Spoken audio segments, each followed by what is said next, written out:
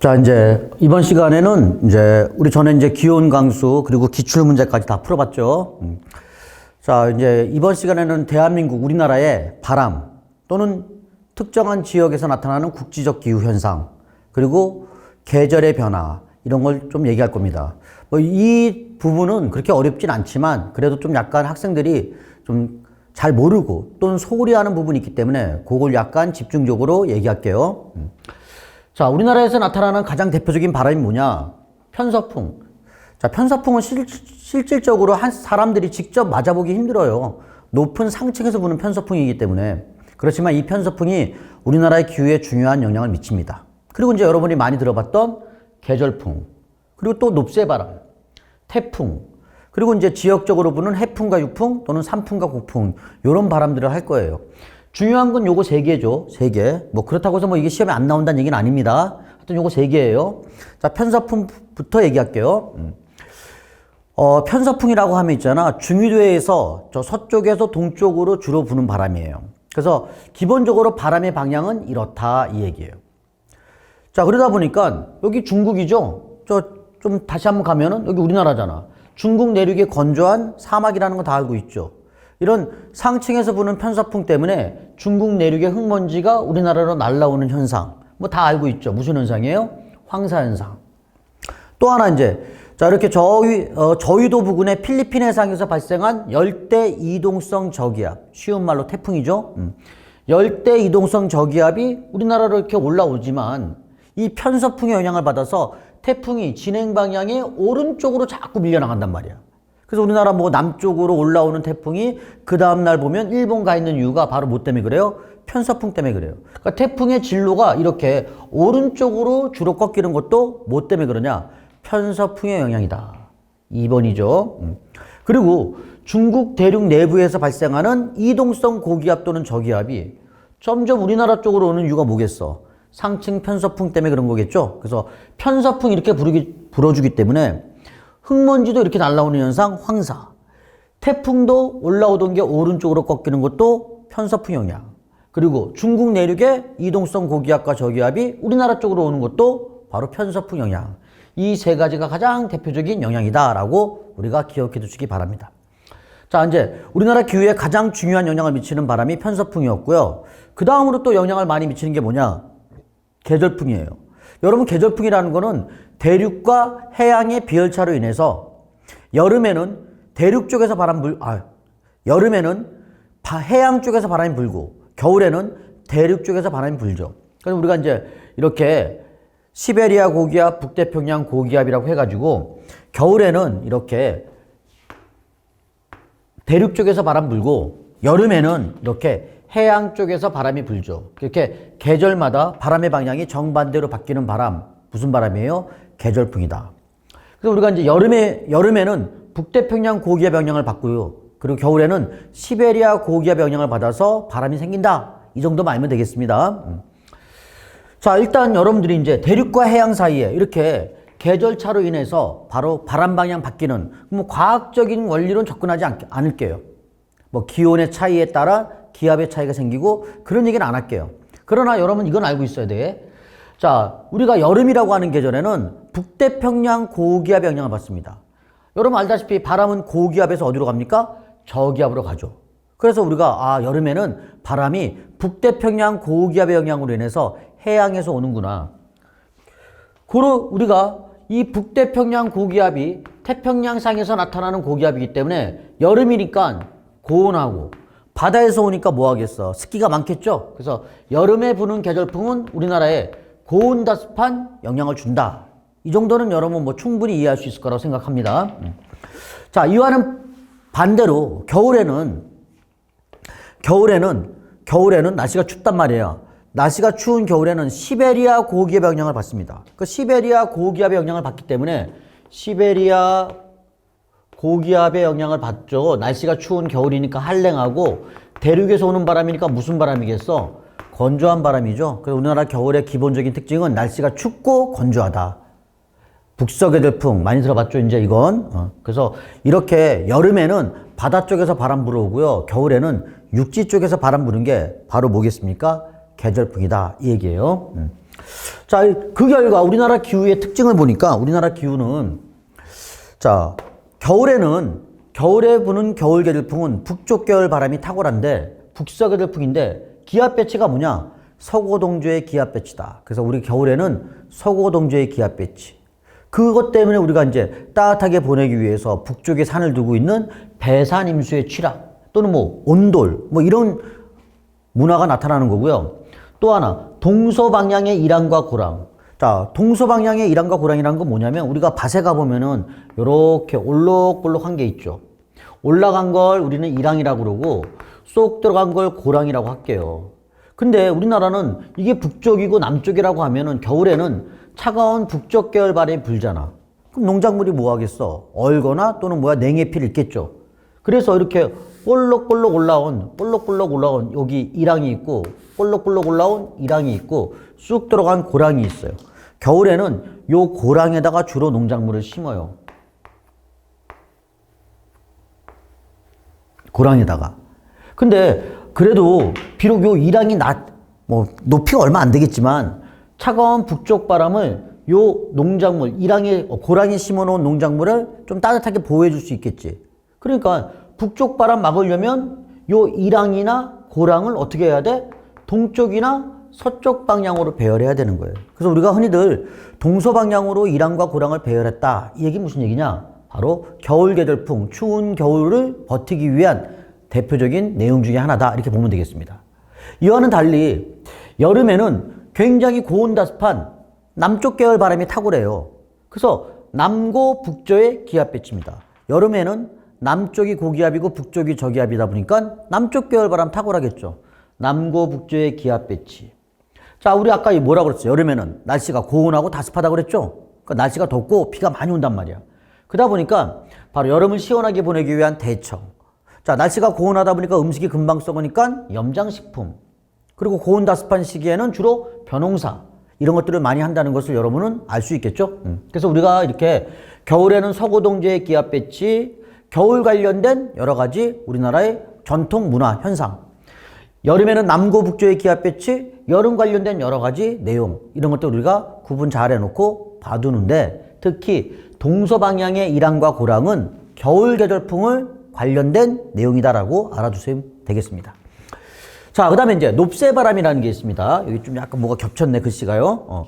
자, 이 높새바람이라고 하는 건 이제 뭐냐면은 여러분들이 자, 우리나라는 이제 바람을 우리나라 전통 말로 얘기하면은 자, 동서남북이 이렇게 있겠죠. 자, 동쪽에서 부는 바람을 우리가 샛바람이라고 그러고 북쪽에서 부는 바람을 높바람이라고 그래요. 그리고 바로 남쪽에서 부는 바람을 맞바람이라고 그러고 서쪽에서 부는 바람을 한이바람이라고 얘기합니다. 자, 그래서 우리 고유의 명칭으로는 북풍을 높바람, 동풍을 샛바람, 남풍을 맞바람, 그리고 서풍을 한이바람이라고 그래요. 높새바람이라는 건 뭐겠습니까? 북쪽과 동쪽 사이에서 부는 바람. 이게 높새바람이에요, 높새. 그러니까 북동풍이라는 얘기죠. 그래서 우리가 높새바람을 우리나라 말로, 우리나라 말이 원래 높새바람이지만 좀 이제 우리가 쉽게 알아들을 수 있는 방법은 북동풍이다. 또는 우리가 바람을 기류라고 그러지. 그래서 북동기류다 이렇게 얘기를 하는 거예요. 근데 여러분들은 있잖아. 무조건 북동풍이라고 높새바람이 아니에요. 시기가 한정되어 있습니다. 자, 우리 이 높새바람이라고 표현할 수 있는 것은 언제 나타나느냐? 5월에서 6월 말 사이에. 5월에서 6월 말 사이에. 또는 뭐 6월 초. 6월 말이랑은 좀 너무 길지만 하여튼 5월 말에서 6월 초. 6월 말이라고 볼 수도 있는데. 자, 5월에서 6월 초 사이에 북동쪽에서 무슨 기단의 영향을 받아서 오츠크의 기단의 영향을 받아서 나타나는 바람이에요. 그러니까 요 시기에 나타나는 바람이에요. 그래서 요 시기에 나타나기 때문에 우리가 북동쪽이기 때문에 물론 지도로 보면 요거죠. 자, 북동쪽에서 바람이 불어오는데 태백산맥이 동해안에 딱 있다 보니까 영동지방은 바람이 타고 올라가겠죠. 그래서 우리가 이렇게 북동쪽에서 부는 바람이기 때문에 단면도를 잠깐 그리면은 여기가 이제 동해안이 되겠죠. 자, 동해안 오호츠크에 대한 영향을 받아서 바람이 이렇게 영동지방은 타고 올라가기 때문에 영동지방에는 비를 뿌립니다. 그래서 우리가 흔히들 영동지방에는 비가 내려요. 언제? 5월에서 6월 초 사이에는. 근데 바람이 태백산맥을 넘어가잖아? 넘어가면 당연히 바람이 뭐해지겠어? 고온해지면서 건조해지겠죠. 그래서 우리가 여기 영서지방에서는 고온 건조한 바람 불죠. 우리가 무슨 현상이라고 그래? 이렇게 바람이 산을 타고 넘어가서 고온 건조해지는 현상을 팬 현상이라고 그러죠. 이 팬 현상 때문에 이 5월 말에서 6월 초 사이에 영서지방에서는 무슨 피해가 나타나느냐? 가뭄 피해가 심하다. 그게 바로 이 영서지방에 부는 고온 건조한 바람을 뭐라고 그래요? 이걸 우리가 높새바람 그러는 거예요. 그러니까 북동풍이나가 다 높새바람이 아닙니다. 요 기간 동안에 영서지방에 가뭄을 유발하는 이 고온 건조한 바람을 우리는 뭐라 그러냐? 바로 높새바람이라고 얘기한다. 이 얘기죠. 이렇게. 자, 그래서 이렇게 우리가 여기 써 있잖아. 이렇게. 북동풍, 요때 부는 북동풍인데 영서지방에 고온 건조한 바람으로써 가뭄을 유발하는 바람이 높새바람이다. 라고 얘기할 수 있겠네요. 자, 그리고 이제 태풍. 태풍은 주로 우리나라에서 7월달 이후 10월달까지 나타납니다. 그래서 여기 여러분 태풍은 7월달, 8, 9, 10월달까지 나타나는 게 태풍인데 태풍을 다른 말로 하면 열대에서 발생하는 이동성 저기압이에요. 그래서 우리가 열대성 저기압 또는 열대 이동성 저기압 이런 표현을 많이 씁니다. 주로 여름에 영향을 많이 주겠죠. 풍수해를 유발하겠죠. 안 그래? 그래서 태풍은 또 우리나라에 올라올 때는 진행 방향의 어느 쪽이 위험해요? 오른쪽이 위험하다. 거의 뭐 상식적 수준이죠. 그래서 우리가 한여름에 영향을 주는 자연재해로서 8월달, 9월달, 10월달까지도 영향을 주고 진행 방향의 오른쪽이 더 위험하다라고 정도만 알아주세요. 자, 태풍까지 얘기할게요. 자, 이제 국지기후라는 말을 한번 해볼게요. 자, 이 국지기후, 특정한 지역에서만 나타나는 기후현상이다. 이 얘기예요. 그래서 우리 한국지리 시간에 배우는 국지기후는 도시에서 나타나는 기후현상과 그리고 분지지역에서 나타나는 기후현상, 이게 크게 두 개로 나눕니다. 첫 번째가 도시기후 현상이죠. 굳이 쓴다고 하면 우리나라에서 국지기후현상으로 한국지리 시간에 배우는 건 크게 두 가지가 있다. 첫 번째, 도시에서 나타나는 기후현상이 있고 두 번째, 분지에서 나타나는 기후현상이 있다. 이렇게 두 가지로 볼 수 있겠어요. 첫 번째가 이제 도시라고 그랬죠. 여러분들 요 그림 한번 잠깐 볼래요? 여기가 도시의 중심 도심이고 여기는 도시의 외곽 교외 지역이에요. 자, 기후 관련된 자료 중에서 도심으로 갈수록 점점 높아지는 자료가 있습니다. 그럼 도심으로 갈수록 더 수치가 높게 나오는 건 뭐 있습니까? 라고 하면 기온, 강수, 안개일 수가 있습니다. 그래서 우리가 저기 써놨지만 내가 이거 다시 한번 그리면은 도시에서 나타나는 기후현상이 있는데 자, 도심 지역이 있고 그 다음에 도시의 외곽, 교외 지역이 있으면 도심으로 갈수록 수치가 높게 나오는 현상이 있습니다. 그게 이제 아까 얘기했던 것처럼 뭐예요? 기온. 기온은 도심이 갈수록 높아져요. 강수량, 도심이 더 많습니다. 안개, 도심이 더 많이 껴요. 그래서 기온이나 강수나 안개 같은 이런 기후 현상은 도심에서 더 크게 나타나는데 가장 강조하는 것 중에 하나가 뭐냐? 기온이 높아지는 현상을 우리는 뭐라 그러냐? 이걸 우리는 열섬현상 그러는 거예요. 여기 써놨죠? 그래. 열섬현상. 도심의 기온이 높은 현상을 우리는 뭐라 그러냐? 열섬현상이라고 하는 거예요. 근데 이 도심의 기온이 높다는 건 왜 외곽 지역보다는 도심의 기온이 높습니까? 아무래도 자동차 통행량, 사람들이 많이 통행하다 보니까 인간에 의해서 만들어진 열, 인공열이 훨씬 더 많기 때문에 그렇죠. 난방에 의한 열, 또는 자동차 통행에 따른 배기가스에 의한 열, 이런 인공열 때문에 도시 외곽보다는 도심의 기온이 유난히 높아요. 우리는 그걸 바로 뭐라 그러냐? 열섬현상 그런 거예요. 그 열섬현상이라는 거는 바로 이렇게 인간이 만들어낸 인공열이 주 원인이고 아무래도 이렇게 도심의 온도가 더 높은 계절은 어느 계절이냐? 난방열이 훨씬 더 많은 겨울에 더 뚜렷하겠죠. 그래서 우리가 뭐라고 하냐면 이 열섬현상은 교외 지역과 도심 간의 기온 차이가 더 심할 때는 아무래도 여름보다는 뭐야? 겨울이다. 그래서 우리가 겨울에 도심과 주변의 기온차가 더 크다. 열섬현상이 더 뚜렷한 시기는 언제냐? 겨울이다. 이 얘기예요. 그래서 여기다 이제 굳이 쓴다면 자, 이 도심의 기온 높은 현상을 뭐라고 합니까? 열섬현상 이렇게 얘기를 하고 이 열섬 현상은 뭐 때문에 발생했냐? 인간이 만들어낸 인공열 때문에 그렇고, 이런 도심과 외곽의 기온차가 심한 계절은 어느 계절이냐? 겨울에 더 열섬 현상이 뭐하다? 뚜렷하다. 이렇게 우리가 얘기할 수 있겠습니다. 뭐 쓰지 않아도 되겠죠. 자, 이와는 달리 있잖아. 또 알 게 뭐가 있냐면, 이게 도심으로 갈수록 좀 더 낮아지는 기온 자료가 있어요. 기후 자료가 있어요. 도심으로 갈수록 낮아지는 거. 그래서 우리가 여기 이렇게 표현할 수 있겠죠. 자, 교외 지역보다는 도심으로 갈수록 낮아지는 현상. 어떤 것들이 있냐라고 하면, 도심으로 갈수록 뭐가 낮아요? 습도가 낮습니다. 습도가 낮고요. 도심으로 갈수록 풍속은 약해져요. 풍속이 약해집니다. 도심으로 갈수록 안개가 많이 끼니까 햇볕이 비치는 양, 일조량은 줄어들어요.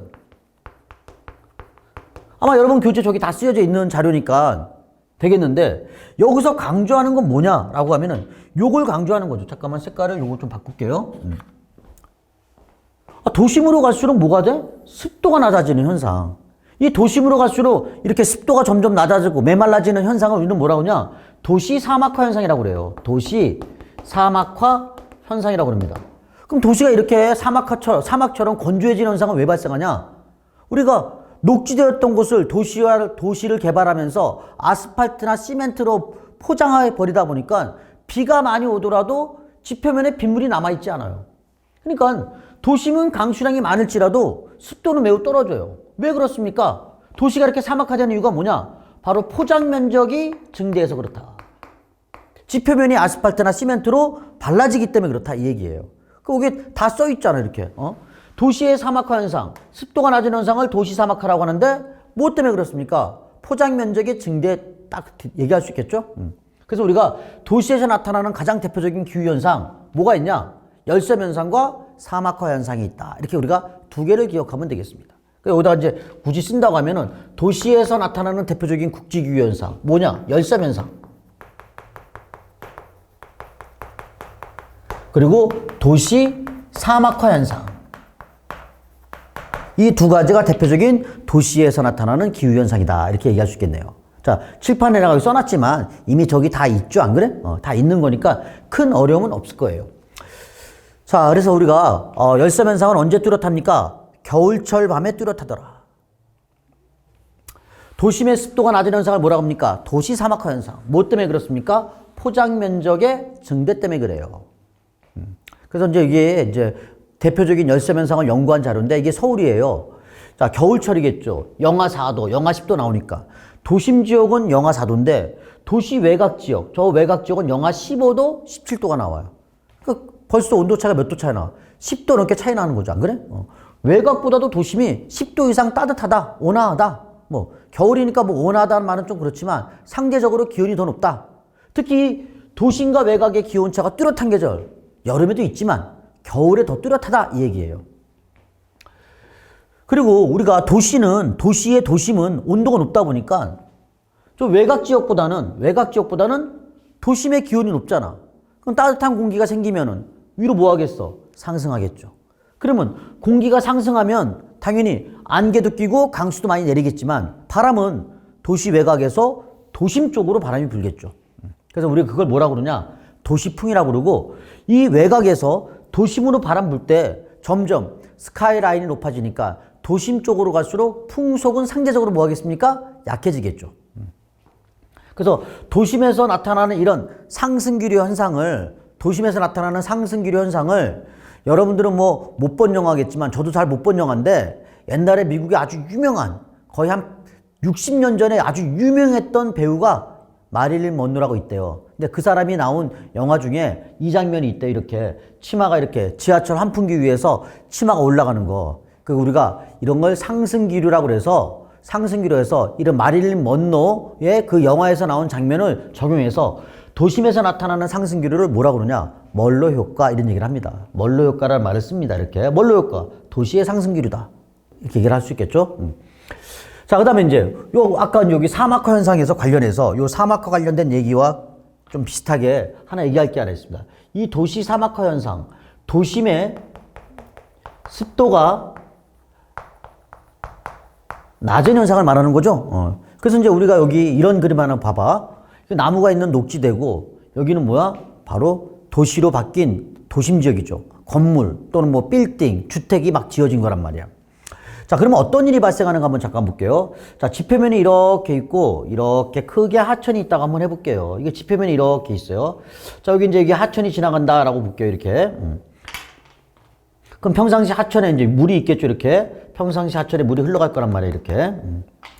근데 여기를 보면, 이쪽을 보면 이제 녹지대라고 하잖아. 녹지대. 이렇게. 녹색이잖아. 녹색. 나무가 많아. 나무가. 이렇게. 이렇게 빽빽하게 그릴 수 없어요. 그러니까 하여튼 나무가 많고 이렇게 풀밭이다. 녹지대다. 이제 이걸 우리가 녹지라고 할 수 있겠죠. 이게 녹지. 자, 그럼 이제 한번 이 하천을 반쪽에 볼게. 반쪽에면 자, 예를 들어 비가 왔어. 비가 오면 지표면에 이렇게 숲이나 풀밭, 녹지대잖아. 그럼 물이 땅으로 스며들어 안 스며들어? 스며들죠. 그러니까 떨어진 빗방울이 바로 하천으로 유입되지 않아요. 땅으로 물이 촉촉히 스며들잖아. 안 그래? 그러니까 비가 많이 온다 할지라도 땅으로 물이 스며들기 때문에 하천으로 유입되는 물의 양은 많지 않습니다. 또 천천히 흘러가요. 그러니까 하천의 수위는 어떻게 되냐? 짧은 시간 내에 빨리 올라가지는 않습니다. 짧은 시간에 빨리 올라가지는 않아요. 그러니까 우리가 이렇게 녹지대가 있으면 하천 수위 변화가 작죠. 흐르는 물이 안정적으로 흐른다. 홍수 위험이 적다라고 할 수 있겠죠. 근데 만약에 이런 녹지대를 뭘로 바꿔버렸냐? 이렇게 아스팔트나 시멘트, 건물, 도시지역으로 개발했다고 하자. 이렇게. 빌딩도 만들고 또는 뭐 집도 짓고 해가지고 아스팔트나 시멘트로 이렇게 포장 면적으로 바뀌었다라고 하자. 그럼 비가 오잖아? 비가 오면 있잖아. 빗물이 요 지표면에 흙이 아니잖아. 아스팔트나 시멘트로 포장되어 있기 때문에 떨어진 빗방울이 땅속으로 스며들지 못하고 바로 어디로 갑니까? 하천으로 유입되는 거야.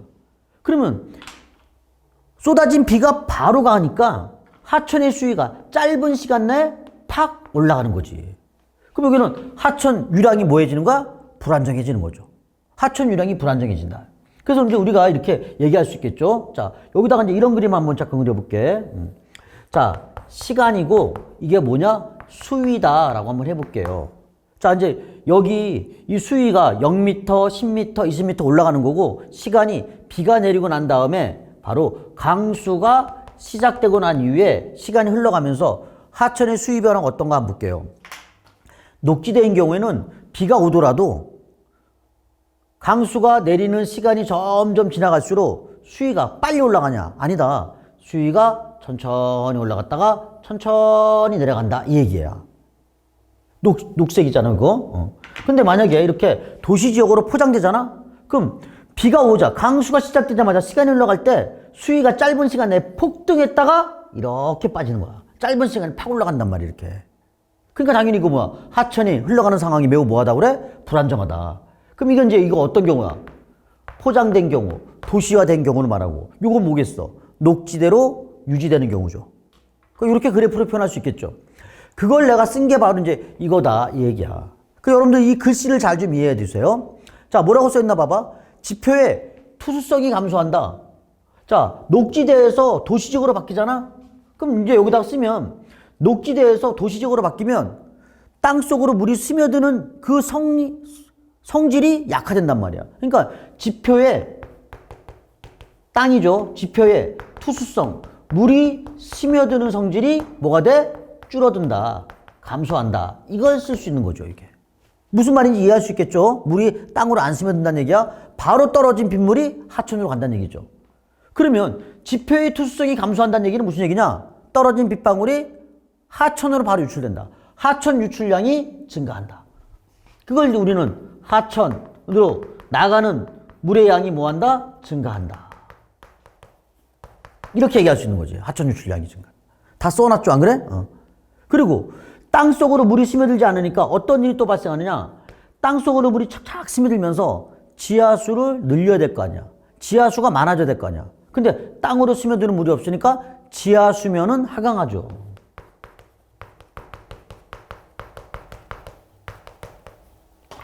오히려 이럴 때는 얘는 땅으로 물이 스며들면서 땅에서 지하수 수위가 뭐 하겠습니까? 증가하겠죠.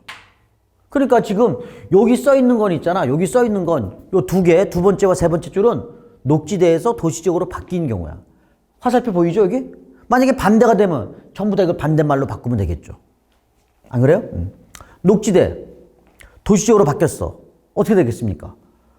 하천 유출량 증가한다. 지표의 투수성이 감소한다. 이거. 토양이 빗물 흡수량이 감소한다. 토양으로 빗물이 들어가는 양이 감소한다. 이 얘기죠. 지하수면 하강한다. 지하수가 줄어든다. 다 무슨 말인지 이해하셨죠? 쓰지 않아도 됩니다. 앞에 여기 다 여기 있으니까. 자, 그래서 우리가 도시에서 나타나는 기후현상, 열섬현상, 사막화현상 관련된 녹지대와 포장 면적의 변화에 따른 이런 내용이 달라지는 것을 여러분이 판단할 수 있어야 된다. 이 얘기예요. 자, 그 다음에 이제 두 번째, 여기 뭐 다 표시되어 있네. 어차피 여러분 교재에 이게 다시 있으니까 이제 뭐 중간중간에 들으면서 표시하면 되겠습니다. 자, 분지에서 나타나는 기후현상이 있습니다. 분지에서 나타나는 기후현상. 이 분지에서 나타나는 가장 대표적인 기후현상이 뭐냐? 기온 역전 현상이에요. 기온 역전 현상이라는 거. 이 기온 역전 현상이 가장 분지에서 나타나는 대표적인 기후현상이에요. 그래서 우리가 여기, 자, 이게 기온 역전 현상, 거기 펜 현상 1번하고 2번 기온 역전 현상이 있는데, 여러분 일단 밑줄 치면 기온 역전 현상은 언제 나타납니까? 라고 하면 일교차가 큰 날, 낮과 밤의 기온차가 매우 큰 날, 그리고 분지에서 뚜렷하다 이런 얘기 하죠. 안 그래? 그러면 이제 이런 기온 역전 현상이 나타나는 가장 대표적인 원인은 뭐냐? 지표의 복사 냉각이라고 그래요. 복사 냉각. 또는 냉기류의 하강, 산풍이란 말을 씁니다. 알았지? 지표의 복사 냉각 또는 냉기류의 하강 때문에 기온 역전 현상이 발생하는 거예요. 그런 기온 역전 현상은 언제 나타납니까? 맑은 날 밤. 맑은 날 밤. 맑은 날 밤. 특히 새벽. 그런 기온 역전 현상이 발생한다는 얘기는 낮과 밤의 기온차가 매우 크다는 얘기야. 일교차가 큰 날. 이렇게 얘기를 할 수 있겠어요. 그러면 이제 자, 어떤 얘기인가 한번 잠깐 볼게요. 여러분들 내가 이제 이따가 보여주겠지만 여기 기온 역전 현상에 따르면 자, 안개, 냉해, 스모그가 발생하고 이런 농사 지을 때 냉해를 방지하고자 발안개비도 설치한다. 이따가 사진으로 보여드릴게요. 자, 여기 또 한번 요 밑에 써 있는 거 보이죠? 이거 노란색? 기온 역전 현상, 지구 복사가 활발하다. 맑은 날 밤, 새벽이다. 산풍, 냉기류가 산 정상부에서 산 아래로 하강하면서 발생한다. 무슨 말인지 전혀 모를 거예요. 알았지? 자, 모르지만 한번 설명을 들어보자. 이 얘기예요. 여러분들 있잖아. 이게 분지라는 게 뭐야? 주변이 산으로 둘러싸인 지역 아니겠어요? 이렇게? 주변이 산으로 둘러싸인 지역이에요. 자, 잠깐 요거 여러분들 있잖아. 요거 왼쪽에 이게 떠 있으면 좀 약간 헷갈리니까 요거 좀 없애놓고 요거만 한번 잠깐 집중해서 봅시다. 자, 여러분들 이제 산으로 둘러싸인 요 낮고 평평한 이 지역을, 평야 지역을 뭐라고 그래? 분지 지역이라고 하지 않습니까? 우리나라에서는 대표적으로 침식 분지가 많이 있잖아, 이렇게. 근데 여러분들 이게 분지 내에서 있잖아, 기후현상을 보면 있잖아, 낮에는 태양이 지면을 달구죠. 그럼 어디가 뜨거워져? 지표면이 뜨거워집니다, 지표면이 뜨거워져요. 여러분들 햇빛이 공기를 뜨겁게 하는 게 아니야. 햇빛은 지구의 지표면을 달구고 이 지면에서 나오는 열기 때문에 공기가 뜨거워지는 거예요. 쉽게 말하면 이게 난로야. 그럼 여기 낮은 곳은, 해발고도 낮은 이런 저지대는 난로와 가까이 있잖아. 그럼 예를 들어 온도가 여기 몇 도냐 봤더니 여기 온도가 20도이다 이렇게 한번 해볼게요. 근데 자, 더 상층부로 올라가면 뜨거운 지면과 떨어져 있잖아. 떨어져 있다는 얘기는 상대적으로 낮은 곳보다는 열을 덜 받겠지, 안 그래? 그럼 이게 몇 도냐? 18도다. 더 올라가면 몇 도냐? 16도다. 이렇게 얘기할 수 있을 거예요. 이게 우리가 언제 때 현상이냐? 낮이에요, 낮. 해가 있는 낮에는 지면이 달궈지고 지면의 그 뜨거운 열기가 순차적으로 공기를 달구기 때문에 지면에 가까운 저지대가 온도가 높고 올라갈수록 온도가 떨어진다. 여러분 히말라야 산맥 올라가면 온도가 떨어지는 거 알잖아, 안 그래? 바로 이것 때문에 그런 거야. 자, 그래서 우리가 이와 같이 태양의 강한 일사로 이렇게 되는 현상. 그러니까 지면이 뜨겁고 상층부가 선선한 게 이게 뭐냐? 이게 정상이다 이 얘기야. 이게 정상이에요, 정상. 이게 정상. 근데 이제 밤이 되잖아? 밤이 되면 어떤 일이 발생하느냐? 산이 이렇게 있고 낮고 평평한 분지고 산이 이렇게 있잖아. 낮 동안에 뜨거워진 지표면의 열기가 밤이 되잖아. 밤이 되면 당연히 뭐가 없어. 태양이 들어오지 않잖아. 이게 달인데 좀 잘못 이렇게 달이라고 하자. 이게 밤이 되면은 더 이상 햇빛이 공급되지 않잖아. 그럼 낮 동안에 뜨거워졌던 지면의 열기가 대기권 바깥으로 뭐 합니까? 빠져나갑니다. 밤에는 지표면의 열기가 대기권 바깥으로 빠져나가요. 이 빠져나가는 걸 바로 뭐라 그러냐? 지구복사라고 하는 거야. 지구복사. 지구복사가 굉장히 뭐해? 밤이 되면 활발해져요. 그럼 봐봐. 지면의 열기가 대기권 바깥으로 빠져나가려면은 날씨가 뭐 해야 돼? 맑아야겠죠. 그래야지 열기가 막힘없이 쭉쭉 빠져나갈 거 아니겠니? 그러니까 지구복사가 활발하다는 건 언제야? 맑은 날이란 얘기야. 맑은 날 언제야? 밤 또는 새벽이라고 하는 거지. 지구복사가 활발할 때 언제야? 맑은 날, 밤. 그럼 낮 동안에 뜨거워진 열기가 대기권 바깥으로 빠져나가니까 지표면이 뭐합니까? 급속히 냉각돼요. 지면의 온도가 뚝 떨어지는 거지. 낮에는 지표면 가까운 곳이 온도가 20도였으나 갑자기 여기가 냉각되다 보니까 온도가 뚝 떨어져서 몇 도가 되냐? 16도가 돼버린 거지. 그럼 오늘 생각을 해봐. 여기가 예를 들어서 이게 뭐냐? 얼음이라고 하자. 얼음을 딱 놓고 얼음 위에 손을 싹 대봐. 손바닥이 선선하죠. 얼음 만지지 말고 이렇게 얼음 위에 손만 딱 올려놓으면 만지는 게 아니야. 약간 위에 올려놓으면 손바닥이 선선합니다. 이게 지면이 얼음이야. 위 온도가 뭐야? 손바닥이 선선하죠. 온도가 뚝 떨어졌다는 얘기야. 16도로. 근데 만약에 예를 들어 얼음을 아파트 1층에 놓고 아파트 옥상에 손바닥 한번 딱 대봐. 얼음의 찬 기운을 느낄 수 있어요? 느낄 수 없다는 얘기지. 여기는 그대로 몇 도가? 18도이더라. 18도, 18도. 지면만 20도였다가 16도로 뚝 떨어진다는 얘기지. 급속히 냉각되는 거죠. 그 원래 높은 데로 올라갈수록 온도가 떨어져야 정상인데 얘는 뭐야? 올라갈수록 온도가 뭐 했어? 올라가잖아. 이거 비정상이네? 비정상이잖아. 기온이 뒤바뀌었네? 그래서 뭐라 그래 이걸? 이게 기온 역전 현상이라는 말을 쓰는 거예요. 그럼 기온 역전 현상이 나타나는 가장 대표적인 이유는 뭐냐? 지구 복사가 뭐 할 때? 활발해서. 그럼 언제 활발합니까? 맑은 날, 밤 이렇게 되는 거지. 근데 이 지구 복사가 활발한 맑은 날, 밤이라는 건 낮에는 온도가 높았으나 밤이 되면 온도가 급격히 떨어지니까 낮과 밤의 기온차가 뭐한 식이야? 큰 거죠. 그러니까 큰 일교차 이렇게 얘기할 수 있는 거예요. 큰 일교차라고. 자, 그래서 우리가 여기 나와 있는 요 말이 다 이해가 되죠. 안 그래? 근데 자, 이렇게 기온 역전 현상이 발생할 수 있는 또 하나의 내용이 하나 있어요. 뭐냐? 밤이잖아, 밤. 밤에는 산 정상부에 찬 공기가 형성돼요. 찬 공기. 아주 찬 공기가 형성되고 이 찬 공기가 산 아래 쪽으로 밀려 내려오는 거야, 이렇게. 그래서 산 정상부에서 불어오는 바람. 그래서 우리가 뭐라 그래? 밤에 나타나는 이 바람을 뭐라 그래? 산풍이란 말을 쓴 거야. 산풍. 산풍 이렇게 하는 거야. 그래서 여기에 이렇게 우리가 지구 복사가 활발하거나 밤에 산풍이 활발할 때 산 정상부의 찬 공기가 분지 아래로 쫙 내려오잖아. 그래서 바로 찬 공기가 지면에 쫙 깔리는 거야. 그러다 보면 온도가 급격히 떨어지다 보니까 수증기가 응결하지 않겠니? 수증기가 응결하는 바람에 여기에 뭐가 많이 끼는 거야? 안개가 많이 끼고 그 안개에 대기오염 물질이 있으면 무슨 현상이야? 스모그 현상이 나타나는 거죠. 안개 끼다 보니까 온도가 떨어지다 보니까 농작물에 무슨 피해 발생하겠어? 냉해 피해 발생하고 이 냉해를 막고자 찬 공기를 밀어내기 위한 지면에 바로 바람개비 같은 거를 만들어 놓는다 이 얘기죠. 분지에서 나타나는 대표적인 기후현상, 기온 역전현상. 그 여러분들 좀 알아주시기 바랍니다. 자, 지금 이 그림 봐봐. 내가 지금 칠판의 그림하고 똑같습니다. 낮에 지면이 달궈져요. 뜨거워진 지면 여기 20도, 여기 18도, 여기는 16도. 근데 이게 정상인데 밤이 되면 어떻게 됩니까? 밤이 되면 지면의 열기가 대기권 밖으로 빠져나가요. 지구 복사 활발할 맑은 날 밤이다. 그러면 이제 지면이 급속히 냉각되다 보니까 지면 가까운 곳이 온도가 뚝 떨어집니다. 오히려 상층부가 고온이고 하층부가 저온이다. 응결하다 보니까 안개 많이 낀다. 그게 바로 뭐야? 기온 역전 현상이다. 근데 그런 기온 역전 현상이 잘 오랫동안 유지되는 게 어디야? 분지야, 분지. 왜? 밤 사이에 지면에 찬 공기가 쫙 깔렸잖아. 낮이 되면 해가 뜨지 않겠니? 해가 뜨는데 주변이 산으로 둘러싸이다 보니까 햇볕이 지면을 아직 못 닦는 거야. 그러니까 산으로 둘러싸인 분지는 햇볕이 지면을 닦으려면 좀 시간이 좀 오래 걸려야 될 거 아니야.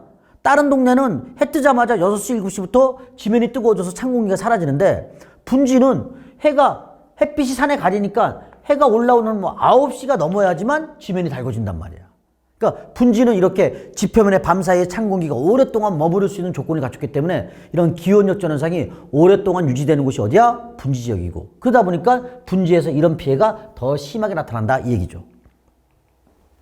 자, 그래서 우리가 이렇게 지구 복사가 활발하다 또는 이제 밤에 산에서 찬바람이 내려오는 거, 산에서 불어오는 바람, 밤에 부는 바람, 산풍. 그래서 이제 농작물에 내기를 유발하는 거죠. 자, 여러분들 이거 꼭 알아야 돼. 기온 역전 현상 발생하는 거, 지구 복사가 활발하거나 산풍 나타날 때. 일교차가 뭐한 거? 큰 날 하면 되겠습니다. 자, 그래서 우리가 이제 여기 이 그림 한번 볼 거예요. 기온 역전 시 고도별 기온 변화라고 했는데 낮에는 지면의 온도가 가장 뜨겁지 않습니까? 그럼 여러분 이거 잠깐 볼래요? 해발 고도가 이렇게 있는데 자, 오후 2시경 낮이겠죠? 이게 낮이네. 낮. 해발 고도 가장 낮은 요 지표면의 온도가 가장 뭐예요? 높아요. 요게 낮이라는 걸 알면 되겠죠. 반면에 이제 밤이 되면 어떠냐? 밤에는 잘 봐봐. 밤에는 온도가 급속히 냉각되니까 가장 온도가 떨어질 거 아니야. 안 그래? 해발 고도가 낮을 때 가장 낮은 저지대가 가장 온도가 떨어지는 거야. 그럼 해발 고도 낮을 때 그래 해발 고도 새벽 6시 해 뜨기 직전이죠? 해발 고도 가장 낮은 저지대가 가장 온도가 뭐예요? 낮은 시기. 요때가 이제 해 뜨기 직전 새벽이니까 요거 새벽이라고 할 수 있겠죠? 여러분들이 있잖아. 이 그림 다 외우지 말고 야, 지면의 온도가 가장 낮을 때가 밤이고 안 그래? 지면의 온도 가장 높을 때가 뭐란 얘기야? 낮이다. 그래서 결과적으로 낮과 밤에 기온차가 심한 일교차가 큰 날 무슨 현상 발생했다는 얘기야? 기온 역전 현상 발생했습니다. 이렇게 알아두시란 말이에요. 아셨죠? 자, 이렇게 해서 이제 우리가 국지기후라고 해서 이렇게 나타나는 현상 쭉 얘기할 수 있겠고, 자, 이제 국지풍이라는 게 있습니다. 국지풍. 반드시 이거 써줘야 돼. 낮에는 물이 있는 곳에서 바람이 분다. 자, 다시 한번 얘기할게. 낮에는 물이 있는 곳에서 바람이 붐. 그럼 여러분들 이제 우리가 해풍과 육풍이 있잖아. 잘 봐. 해풍은 바다에서 불어오는 바람이고, 육풍은 육지에서 불어오는 바람이야. 자, 낮에는 무조건 물이 있는 곳이야. 그럼 육지에 물이 있겠어요? 바다에 물이 있겠어요? 바다에 물이 있겠죠. 그러니까 뭐야? 낮에 부는 바람 뭐야? 해풍 이렇게 되는 거야. 낮에 부는 바람 해풍. 그리고 이 바람이 강할 때는 맑은 날일수록 바람은 더 강합니다. 흐린 날이 아니에요. 자, 기온차가 심한 맑은 날에 바람이 강하. 자, 그래서 우리가 한번 낮에는 바다에서 바람 분다. 낮에 부는 바람 해풍. 밤에 반대로 물이 없는 곳에서 오겠죠. 육지에서 오니까 육풍 이렇게 되는 거죠. 또 이제 산풍과 국풍이 있어요. 똑같아요. 여러분들 잘 봐봐 이거. 자, 이거 정상인 건 지워버릴게요. 요거는. 자, 보세요. 만약에 이제 이렇게 산이 있으면 이게 산이고 이게 뭐야? 계곡이잖아. 근데 아까 내가 뭐라 그랬습니까? 낮에는 바람이 어디서 분다 그랬어? 물이 있는 곳에서 불어오죠. 그럼 여러분 물이 어디 있어요? 산 꼭대기에 있어요? 계곡에 있어요? 계곡에 있죠. 그러니까 낮에 부는 바람 무슨 바람이냐? 계곡에서 오는 바람이기 때문에 뭐라 그래 이걸? 계곡에서 불어요? 뭐라 그래? 곡풍 이렇게 하는 거야. 낮에 부는 바람 곡풍 이렇게 되는 거지. 그럼 거꾸로 한번 해볼게. 밤에는 바람 어떻게 붑니까? 산에서 불어내려오겠죠. 그러니까 밤에는 산에서 불어내려오니까 뭐라 그래? 산풍 이렇게 얘기하는 거죠. 근데 아까 얘기했잖아. 밤에 산 정상부에 찬 공기가 내려오는 바람 무슨 바람이야? 산풍. 그리고 이 산 정상부의 찬 공기가 지면에 딱 오니까 뭐가 되겠어? 여기 농작물이 지금 갑자기 목이 쉬었네요. 그렇지?